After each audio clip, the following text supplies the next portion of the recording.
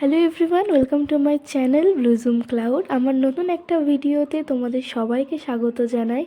আগের মিনি ব্লগে তোমাদের বলেছিলামই যে আমরা সবাই বেরিয়েছিলাম কৃষ্ণনগরের উদ্দেশ্যে জগদ্ধাত্রী পুজোর প্যান্ডেল হপিংয়ের জন্য। তো তারই আজকে ফুল ডিটেলস ব্লগটা শেয়ার করছি তোমাদের সাথে। প্রথমেই আমরা কৃষ্ণনগরে গিয়ে সেখান থেকে টোটো ধরে চলে গেলাম মাদাসাটে, কারণ অনেকটাই বেলা হয়ে গেছিলো। আর তার থেকেও বড় কথা, আমরা মাঝখানে একটা ট্রেনও মিস করেছিলাম। তার জন্য বেলা হয়ে যাওয়ার কারণে প্রচণ্ড খিদে পেয়ে গেছিলো। তো ভাবলাম প্রথমে আগে লাঞ্চটা করে নিই, দেন ওখান থেকে প্যান্ডেল হপিং করা যাবে। তা প্রথমেই গিয়ে আমরা একটু ফটো ক্লিক করে নিলাম, কিছু আমরা আমাদের খাবারও অর্ডার দিয়ে দিলাম। তারপরে কিছু ফটো আর ভিডিও ক্লিপ নিচ্ছিলাম।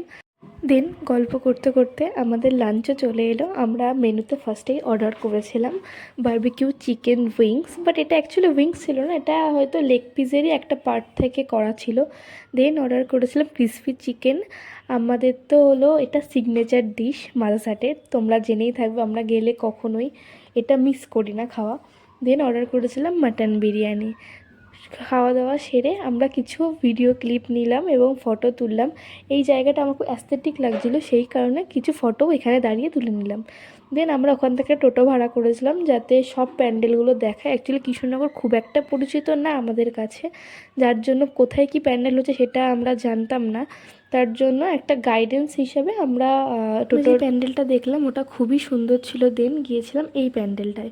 এই প্যান্ডেলের মিউজিকটা জাস্ট শোনো।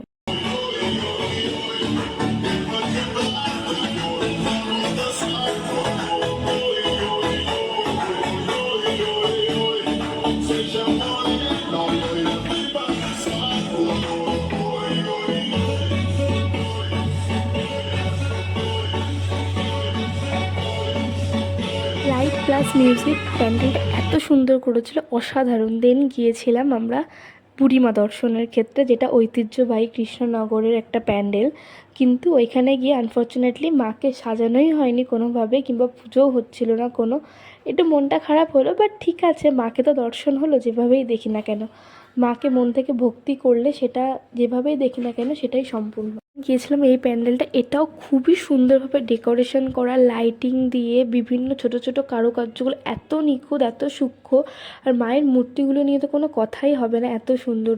যেহেতু জগদ্ধাত্রী পুজো শুরু হওয়ার আগের দিন আমরা গিয়েছিলাম, তো সব প্যান্ডেল সম্পূর্ণভাবে করা হয়নি, বা কোনোটার মূর্তি বাকি, কোনোটার প্যান্ডেল বাকি। তো সব প্যান্ডেল সেভাবে ভিডিও করা বা ফটো তুলতে পারিনি, কিন্তু দিনটা খুবই ভালো কেটেছে। প্রথমবার দেখলাম জগদ্ধাত্রী মাকে এত সুন্দরভাবে। আমাদের বনগাঁতে এমন পুজো হয় না, তো কখনো সেভাবে দেখার সুযোগও হয়নি। তো যাই হোক, দিনটা ভালো কাটলো। ভিডিওটি ভালো লাগলে অবশ্যই এটা লাইক করে দিও, আর আমার চ্যানেলটাকে সাবস্ক্রাইব করে দিও।